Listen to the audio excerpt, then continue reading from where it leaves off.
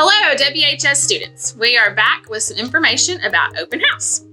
First of all, open house will take place on Thursday, August 20th from 5 to 8. But this will just be for the new 8th graders coming to the high school and new students to the district.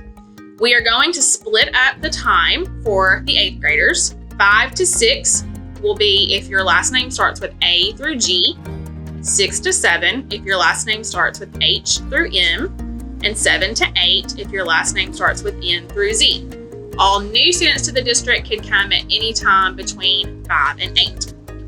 All other students, grades 9 through 12, will be attending a virtual open house that will be posted to the website on Tuesday, August the 18th.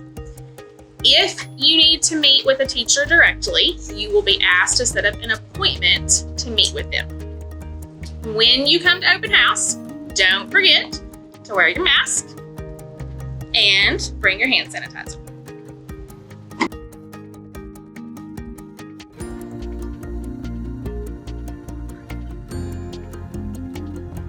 Almost. Where's my lighting? Is this thing on? No. Yes. Is it on really? Mm-hmm. So I go? Mm-hmm. Okay.